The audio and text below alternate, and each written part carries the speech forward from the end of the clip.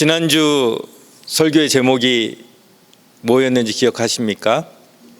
율법의 끝입니다. 율법의 끝이라는 제목으로 율법의 대명사인 모세가 가나안 땅을 밟지 못하고 끝내 요단 이편에서 죽는 사건을 통해 율법의 역할은 어디까지였는지 살펴보았습니다. 율법은 우리에게 반드시 은혜가 필요하다는 것을 깨우치는 역할까지만입니다.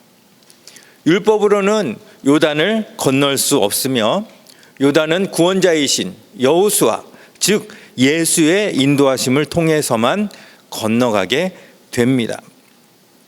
오늘은 지난주에 이어 유대인뿐 아니라 모든 인류가 갈망하는 힘, 그 힘의 끝이 어디인가에 대하여 삼손의 이야기를 통해 함께 살펴보도록 하겠습니다.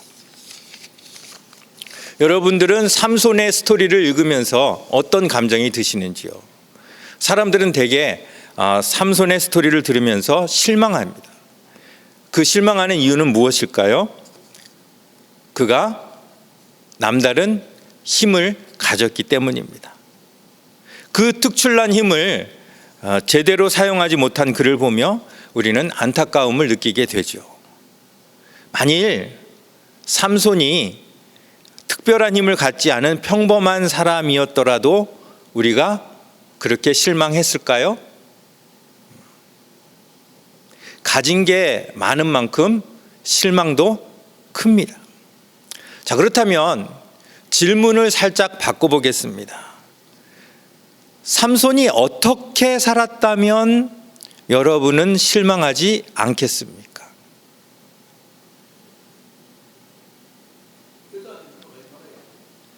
여자한테 넘어가지 말아야 한다. 그럼 여자한테 넘어가지 않았으면 실망 안 하셨을 것 같습니까? 만일 삼손이 힘을 허비하지 않고 그 힘으로 블레셋 사람들을 다 쳐부수고 몰아냈다면 여러분들은 삼손을 인정하시겠습니까? 이렇게 질문하면 또 네라고 대답하기가 좀 머뭇거려지지요. 실망과 인정의 경계선이 과연 어디일까? 삼손이 어디까지 어떻게 하면 우리는 실망하지 않고 그를 인정할 수 있을까?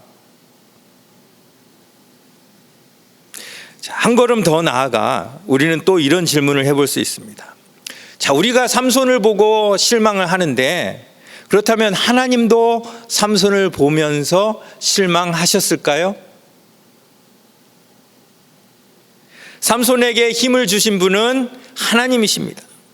힘을 주신 분이 삼손을 향해 가지신 기대는 어디까지였을까요? 사람들은 힘센 사람에게, 돈이 많은 사람에게, 권세가 높은 사람에게 더 높은 기대를 합니다. 그렇다면 하나님도 삼손이 힘이 센 만큼 그를 향해 더 높은 기대치를 갖고 계셨을까요? 우리가 성경을 읽으면서 또 삼손을 보면서 오해하기 쉬운 부분이 바로 여기라는 것입니다. 우리는 삼손의 정체성을 그의 힘에서 찾습니다. 삼손 하면 힘 아닙니까? 그런데 하나님은 우리를 힘이나 돈, 우리가 가진 것으로 평가하지 않으신다는 것입니다.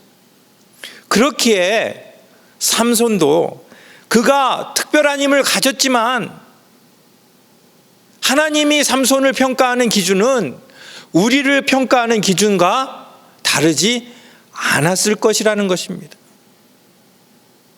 삼손은 그냥 힘을 가진 사람이다. 그는 힘을 써야 되는 사람이다. 하나님이 이렇게 삼손을 평가하지 않았다는 것입니다. 삼손의 이야기는 하나님의 사자가 어느 날 그의 어머니에게 나타나서 그가 블레셋 사람의 손에서 이스라엘을 구원하기 시작하리라고 이야기하는 것으로 시작됩니다.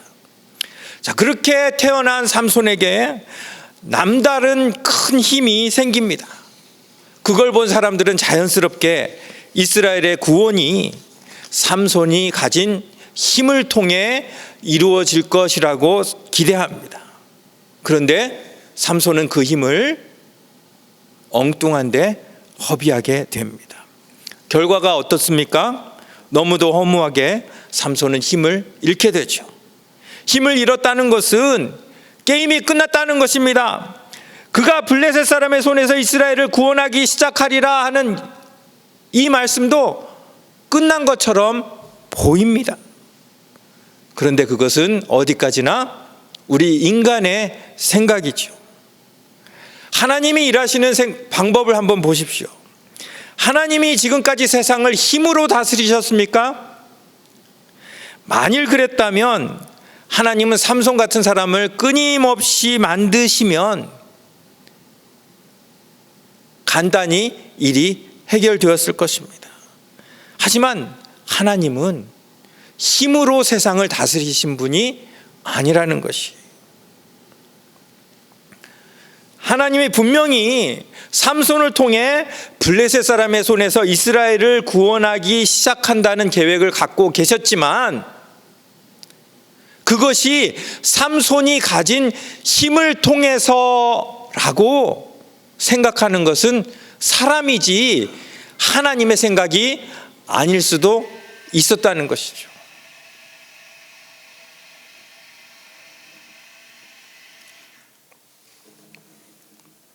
성경의 여러 곳에서 이와 비슷한 예를 볼 수가 있습니다. 자, 골리앗의 상대로 군대가 갈 나이도 안 된 소년 다윗을 세우신 이유가 뭘까요? 만일 하나님이 힘으로 승리를 주시는 분이시라면 골리앗보다 더 힘세고 더 큰 사람을 이스라엘에 주시면 될 터였습니다. 그런데 하나님은 아직 군대 갈 나이도 안 된 어린 소년 다윗을 세우셨습니다. 자, 이 사실만 봐서도 하나님은 힘으로 싸우시는 분이 아니라는 것을 우리가 볼 수 있습니다. 자, 다윗이 골리앗과 맞섰습니다. 다윗에게는 어떤 무기가 있었을까요? 물맷돌이 있었겠죠. 그런데 그것은 사실 그냥 형식일 뿐이에요. 다윗에게는 눈에 보이는 그 물맷돌보다 더 큰 무기가 있었습니다. 그의 마음 가운데 뭐였을까요? 함께한다는 믿음이지요. 수많은 모래같이 모인 그 미디안 군대에 겨우 300명의 용사로 맞선 기드온이 가지고 있는 가장 큰 무기는 뭐였을까요? 다윗과 기드온의 공통적인 무기는 힘이 아니었어요. 뭐였을까요? 믿음이었습니다. 결국 하나님은 힘을 통해서가 아니라 무엇을 통해서 일하신다고요? 믿음을 통해서 일하시는 분이시요. 하나님이 삼손에게 힘을 주셨지만 그에게 기대하신 것은 그 힘을 통한 구원보다는 그의 믿음을 통한 이스라엘의 구원이었다는 것이에요. 우리는 삼손을 보면서 힘이 아깝다, 재능이 아깝다라고 안타까워하지만 하나님께는 삼손처럼 힘센 사람이나 죽어가는 연약한 병자나 차이가 없어요. 하나님의 능력은 재능으로부터 오는 것이 아니라 믿음으로부터 오기 때문이에요. 자, 우리 눈앞에 골리앗이 나타났습니다. 자, 우리는 무엇을 찾아야 합니까? 야, 우리 편에 삼손 같은 사람이 어디 있나? 삼손을 찾기에 급급합니다. 그런데 하나님은 누굴 찾으세요? 다윗처럼 믿음을 가진 사람을 찾으시는 거예요. 하나님 나라는 눈에 보이는 게 다가 아닙니다. 모든 사람들이 삼손의 힘을 보면서 그 힘 때문에 한편에서는 막 기뻐하고 한편에서는 좌절할 때 하나님은 힘이 아닌 믿음이 일할 방법을 찾고 계시는 것입니다. 우리는 돈이 아깝다고, 우리는 가진 게 아깝다고 그렇게 이야기하지만 하나님은 전혀 아까워하지 않으세요. 그래서 바울은 그런 것들을 다 배설물로 여긴다.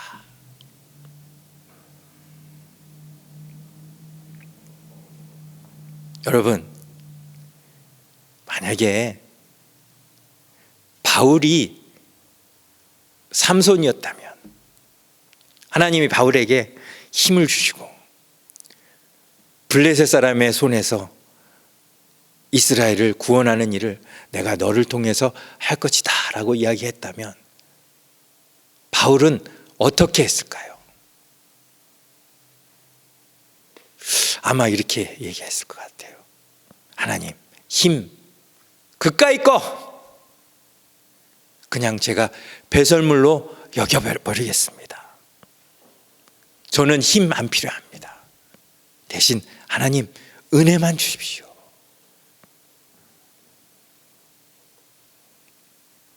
결국 하나님이 삼손에게 원하시는 것은 삼손이 그 힘을 얼마나 포기할 수 있는가, 그 힘을 포기하고 얼마나 은혜만 간절히 구할 수 있는가, 그거를 원하셨던 것입니다. 제가 이렇게 이야기하면 에이 목사님 설마 너무 극단적 해석 아닙니까? 라고 생각하실 분들을 위해서 하나님이 구체적인 예를 보여주셨잖아요. 기드온이 용사를 모집했을 때 처음에 몇만이 모였습니까? 32,000이 모였어요. 그런데 마지막까지 남은 300명을 제외한 31,700명은 하나님이 뭘로 여기셨어요?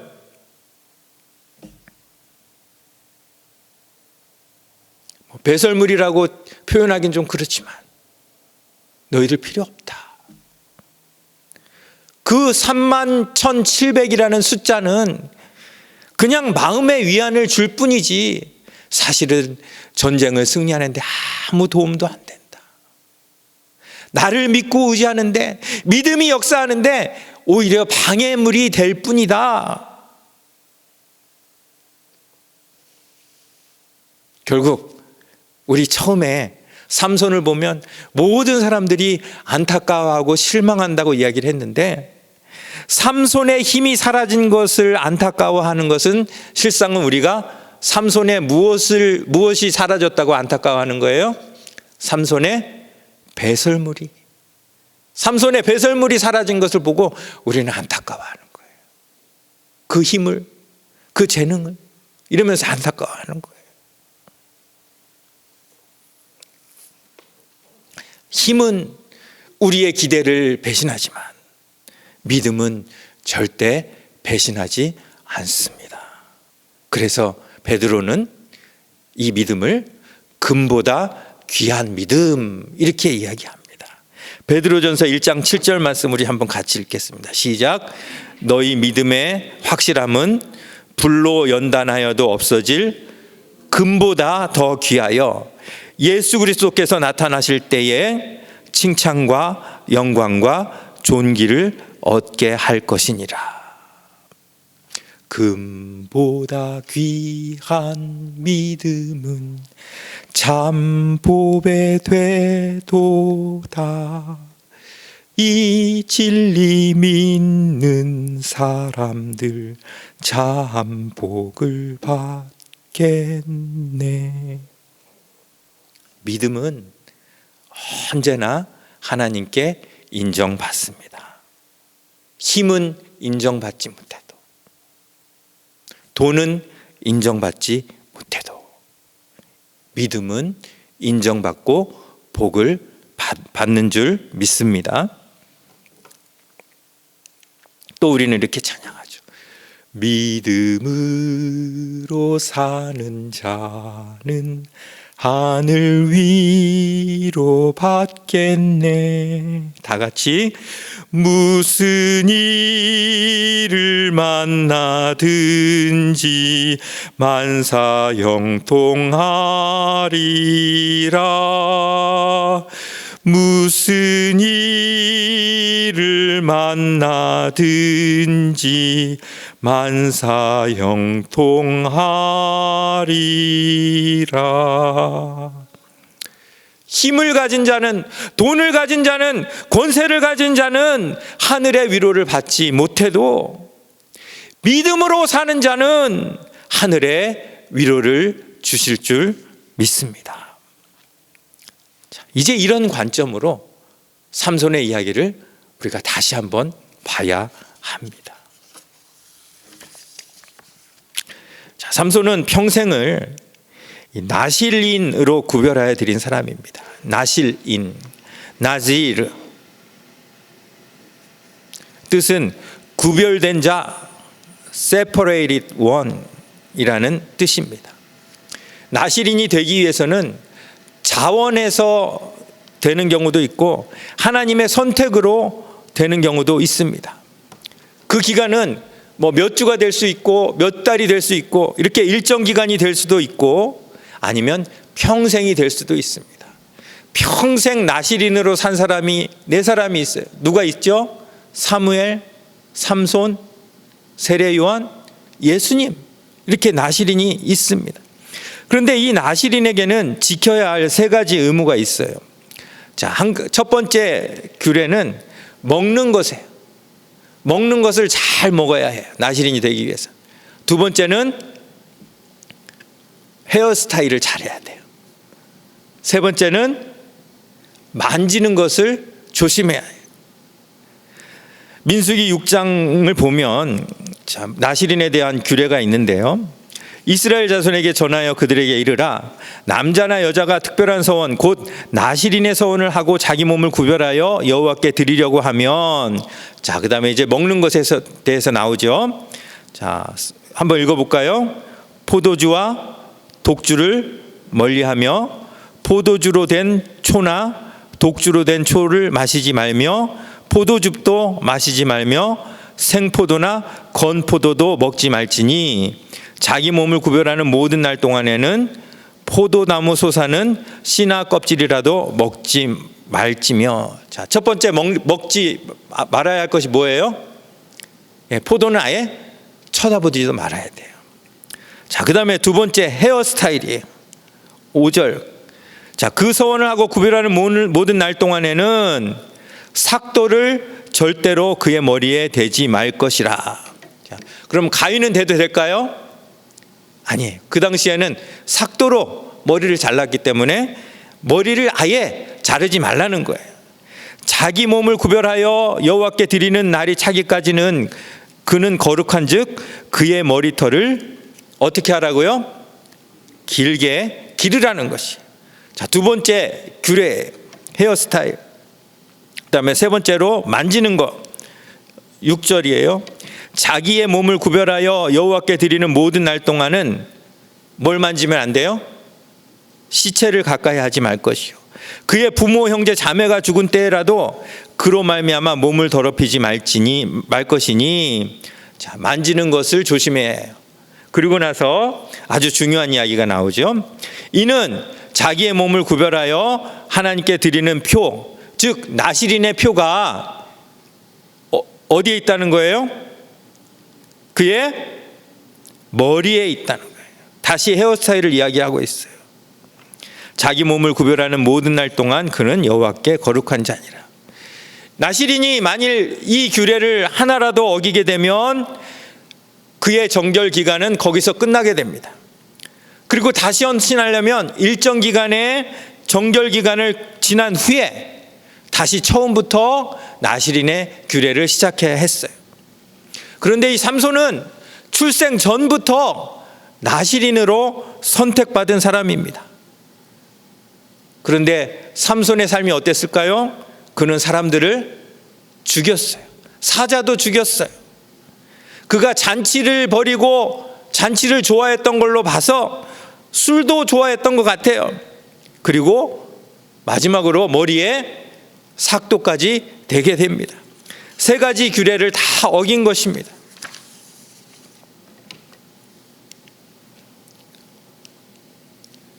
이렇듯 삼손의 삶은 힘은 셌지만 믿음과는 거리가 먼 본능과 쾌락을 쫓는 모습입니다. 결과적으로 블레셋 사람의 손에서 이스라엘을 구원하는 것이 아니라 오히려 이스라엘을 블레셋 사람들에게 조롱거리가 되게 만들고 블레셋 신 다곤의 이름을 높여주고 여호와의 이름을 욕되게 만드는 그러한 결과를 얻은 것입니다. 자,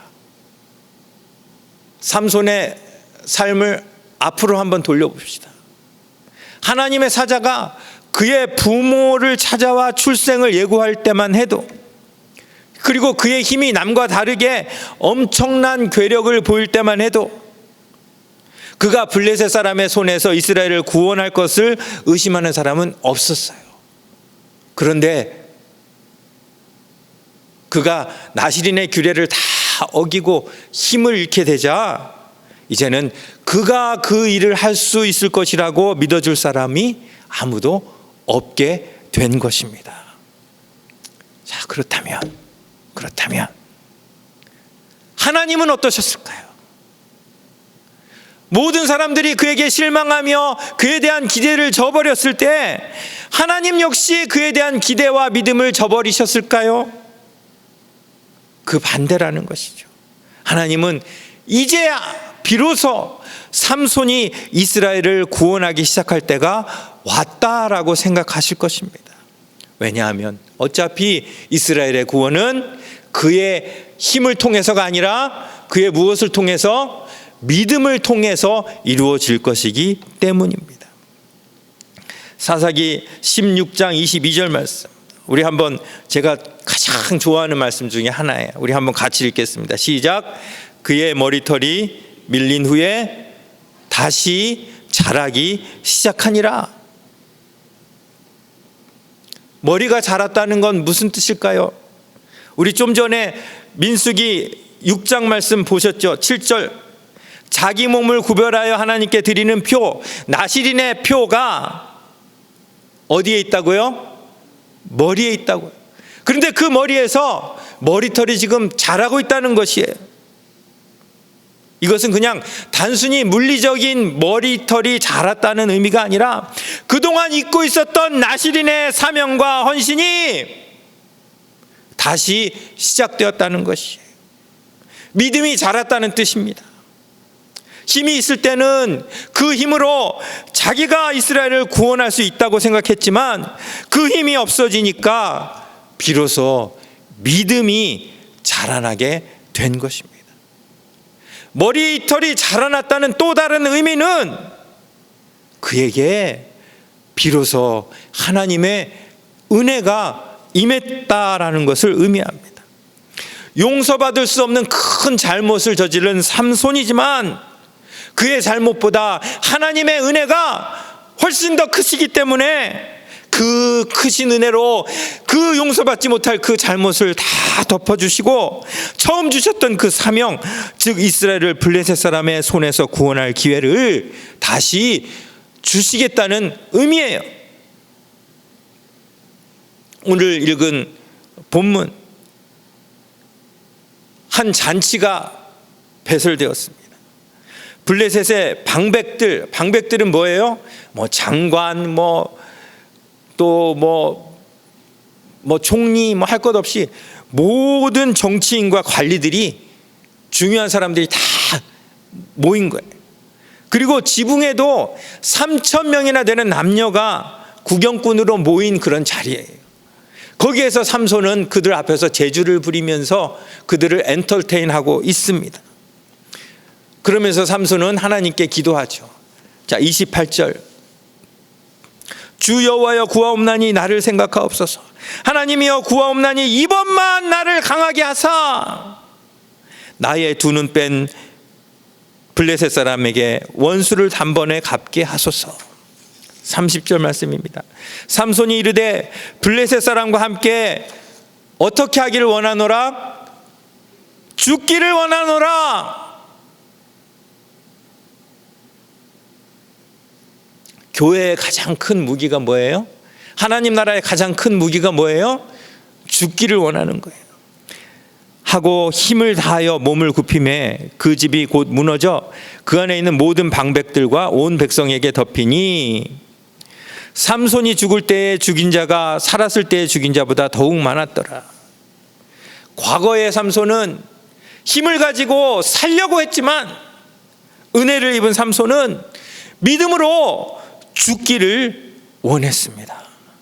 결국 하나님이 예고하셨던 블레셋 사람의 손에서 이스라엘을 구원하는 사역은 이렇게 삼손의 죽음으로부터 시작된 것입니다. 하나님의 말씀과 하나님의 계획이 실패했습니까? 아닙니다. 하나님의 계획은, 하나님의 말씀은 절대 실패하는 일이 없습니다. 삼손이 힘을 잃었다고 사람들이 좌절할 때도 하나님의 계획은 여전히 진행 중입니다. 힘이나 돈을 바탕으로 하는 인간의 계획은 늘 실패하지만 믿음으로 이루시는 하나님의 계획은 실패가 없습니다. 그래서 교회의 기초가 믿음이라는 사실이 얼마나 중요한 말씀인지 여기서 우리가 볼 수 있는 것입니다.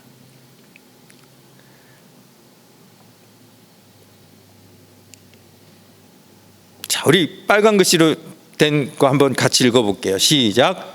삼손이 죽을 때에 죽인 자가 살았을 때에 죽인 자보다 더욱 많았더라. 무슨 의미입니까? 삼손이 믿음과 은혜로 이룬 일이 그가 힘을 가지고 이룬 일보다 훨씬 크고 위대했다라는 의미예요. 이것이 바로 하나님이 일하시는 방법입니다. 역사상 가장 힘센 자도 믿음의 힘은 따라갈 수 없다는 것이에요. 그래서 겨자씨만한 믿음이 산을 옮기는 것이 가능해지는 것입니다. 우리가 지금 약해서 곧 죽을 그런 운명이라도 우리에게 겨자씨만한 믿음이 있다면 우리는 삼손이 그 큰 힘으로 이루는 일보다 더 위대한 일을 이룰 수 있다는 것이에요. 우리는 어떻게 기도합니까? 하나님, 우리는 하나님의 일을 하고 싶습니다. 근데 돈이 없습니다. 하나님 돈을 주세요. 하나님 저에게 힘을 주세요 라고 기도하지만 하나님은 아니다. 그런 거 다 필요 없다. 믿음이 있어야 한다. 믿음이 있으면 너희들은 삼손보다 더 위대한 일을 할 수 있다라고 말씀하시는 겁니다. 삼손이 28절에서 부르짖었던 내용을 한번 보세요. 주 하나님이여 구하옵나니 이번만 나를 강하게 하사 나의 두 눈 뺀 블레셋 사람들에게 원수를 단번에 갚게 하옵소서. 여러분, 이게 정말 믿음의 기도입니까? 저는 굉장히 이기적인 기도라고 생각합니다. 저 같으면 이번만 나를 강하게 하사 저의 원래 사명 블레셋 사람의 손에서 이스라엘을 구원하는 일을 시작하게 하옵소서 이렇게 기도했을 것 같아요. 그런데 삼손은 어떻게 기도를 해요? 내 원수를 단번에 갚게 하소서. 사명과 나라를 위한 기도가 아니라 개인적인 보복을 위한 기도예요. 끝까지 정신 못 차린 것 같은 그런 느낌 아닙니까? 그런데 이런 삼손을 성경이 어떻게 평가하는 줄 아세요? 히브리서 11장 32절 33절. 내가 무슨 말을 더하리요? 기드온, 바락, 삼손, 입다, 다윗 및 사무엘과 선지자들의 일을 말하려면 내게 시간이 부족하리로다. 그들은 무엇으로? 믿음으로 나라들을 이기기도 하며 의를 행하기도 하며 약속을 받기도 하며 사자들의 입을 막기도 하며. 지금 삼손이 누구와 함께 서 있습니까? 위대한 사무엘, 다윗, 선지자들, 기드온, 바락, 입다. 삼손은 그저 죽을 때 딱 한 번 믿음으로 하나님께 구하였는데, 그것도 긴가민가 하나님을 위한 기도였는지 아니면 자기 자신의 원수를 갚기 위한 기도였는지 잘 모르는 그러한 기도를 드리고 죽었을 뿐인데, 하나님은 삼손을 의인으로 인정해 주셨습니다. 그 이유가 뭘까요? 그의 힘 때문이 아니라 그의 믿음 때문에. 하나님께 인정받는 것은 믿음밖에는 없습니다. 만일 삼손이 우리의 기대대로 그 큰 힘을 가지고 블레셋을 물리치고 이스라엘을 구원했다면 사람들에게는 인정을 받았을지 모르지만 그가 믿음으로 그 일을 하지 않고 힘으로만 했다면 하나님의 인정을 받지는 못했을 것입니다. 믿음으로 하지 않는 것은 그 어떤 위대한 일이라도 하나님께 인정받을 수 없습니다. 우리는 힘을 구합니다. 하나님 힘을 주시옵소서. 하지만 힘의 끝을 보십시오. 오늘 설교 제목이 힘의 끝입니다. 힘의 끝은 율법의 끝이나 마찬가지입니다. 힘으로 할 수 있는 일은 한정되어 있습니다. 하지만 믿음으로 할 수 있는 일은 unlimited.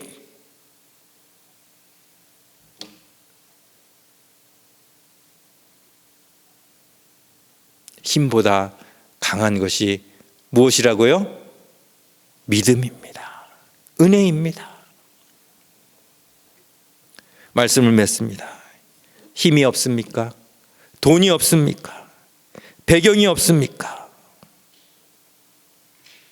사람들은 나를 인정해 줄지 않을지 모르지만 하나님은 나를 여전히 기뻐하시고 인정해 주십니다. 왜냐하면 우리에게는 믿음이 있기 때문입니다.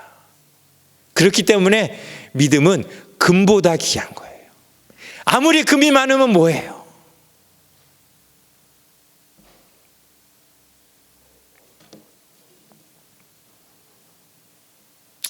실상 힘은 도움이 되기보다는 오히려 우리의 사명과 본분을 잊게 만드는, 빨리 없어져야 할 배설물이라는 것이에요. 우리가 정말 하나님께 쓰임받기를 원한다면, 하나님께 인정받기를 원한다면 내 모든 것을 배설물로 여기고 포기하겠습니다. 그리고 오직 믿음, 오직 은혜만 구하겠습니다.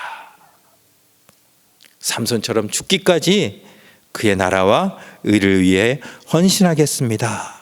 결단하며 나아가시는 저와 여러분 되시기를 간절히 바랍니다.